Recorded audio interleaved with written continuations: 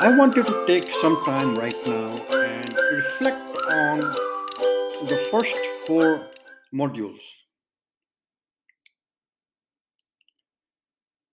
This course, it's an introductory level course, and I have already started work on the next course, the one-to-one level course. And down the line, I might add a 131 level course. But this is 101, the bare basics. The ideal person to be taking this course is someone who has never even heard of ChatGPT. But this course is also designed for the early adopters and the corporate team leaders who get it, they're using it, but they have not figured out a way to get the rest of the team to come along. That's the second profile. The third, that's people who have been playing with ChatGPT. They're like, look, I say write an essay and it writes an essay. Wow, isn't that wonderful, right? And then that's it. They play with it a little bit, generate some content, ask a few questions, and then it's pretty much the same old, same old. They have not figured out a way to integrate, to deeply integrate ChatGPT into their life and work. So I'm targeting those three kinds of people. One, people who have never heard of ChatGPT. Two, people who are early adopters, they are team leaders, they are excited about it, they get it, they know a lot about it, but they're having a hard time to get the rest of the team to come along because ChatGPT is best used as a team. If the entire team uses it, then the team is at a whole different level of productivity.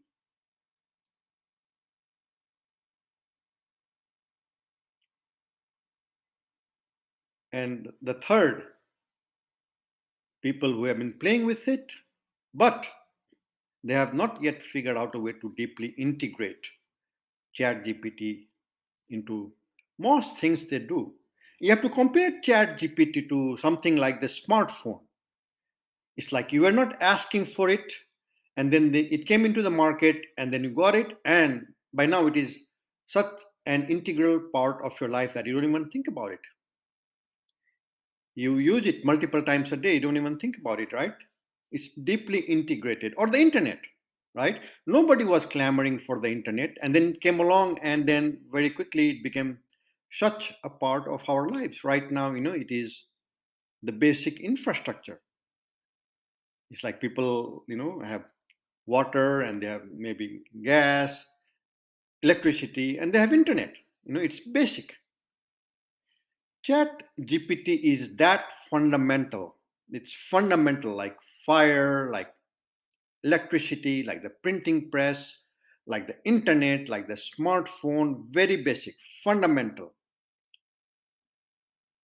This course is designed to help individuals and teams get the most out of it. And I've been doing it step by step, right? Four modules. The first module was introductory, like, why? What is it? What is ChatGPT? How does it work? What's the basic things it does, right? The second module was designed for the early adopters and the team leaders who get it. They even know how to use it, but they are having a hard time getting the rest of the team to come along. And that second module helps them approach, you know, each department, people of different backgrounds, saying, hey, your thing, the work that you have been doing, the business process that you are involved in, maybe you're a marketer, maybe you're a blogger, maybe you are a software programmer, maybe you are a product development person, maybe you are customer service, maybe you are a manager, all these different functions, business processes that a company deals with. ChatGPT can transform each of them. So when you explain people in that way, then they are more likely to take a second look. And how do you get them on board? You encourage them to sign up for this course. This course takes care of the rest. And you might have noticed in module 2, there's a lot of reading material, and I've openly said that, I expect most of you to skip it. And then there's module 3 where I'm arguing that the top function, the top thing that ChatGPT does, it answers your question like somebody who knows a lot, right? It's like, think of a friend who has managed to read the entire internet. That's a lot of reading to do, right? And so, no matter what your background, no matter what your profession, no matter, what your particular topic or subtopic, if you ask intelligent questions, you'll get amazing answers. And you go back and forth. It's not like you ask and then whatever you answer you get stuck with it. No. Then you talk back to it, saying, hey, like you explained it, but that's too complicated. Explain to me in simpler terms, and it will do it. It will deliver, right? The third module also, it has something like 24 lessons. Most of those lessons, I expect most of you to skip. For example, there's one lesson called 100 best ChatGPT prompts for a doctor. Well, if you're not a doctor, maybe you want to skip it. And so, I expect most of you to skip uh, big chunks of module 2 and module 3. And then this fourth module is where I am now saying, okay, I have given you plenty of examples of prompts. Now, let's move towards creating your own. How do you create your own prompt, right? And there are a few basic guidelines to follow. You have to provide context, like, are you trying to get help with marketing? Are you trying to get help with writing? Are you trying to get help with what, right? So you have to be very clear about that, and you provide the context, and then you give the instruction as clearly as possible. Be precise. If you can add a few numbers, that's even better. And then, if you can, the way to give some brains to, ChatGPT is if you name a few names. Like if you're trying to generate a great marketing plan, you come up with the names of some marketers you admire, and then you say, okay, you are so and so, or create a marketing plan like so and so would, and you name the name, and then you get the intelligence of that person. Then ChatGPT focuses on the writings, uh, thoughts of that particular person, whatever might be available on the internet. So, and then the output, like what do you want? Are you looking for 1,000-word essay, or are you looking for like 10 bullet points? That output has to be specified.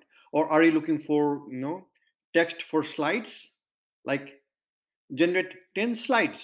Or are you looking to create a table, like here's the data, now create a table? Like what's your output? So you have to specify that.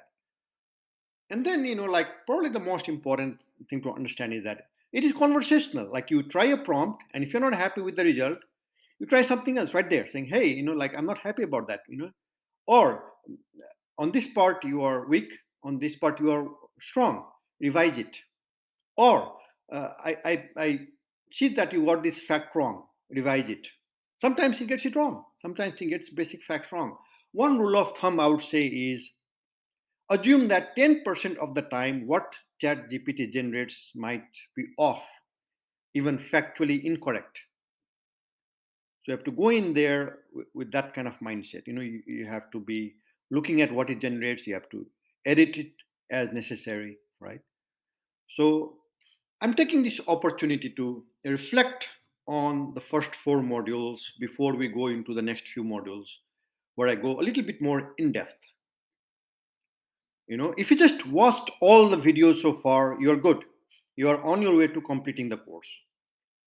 The reading materials are kind of bonus, when you are trying to go a little bit more in depth for your particular profession or background. That's what the reading material is for. And I have plenty of downloads that you can download.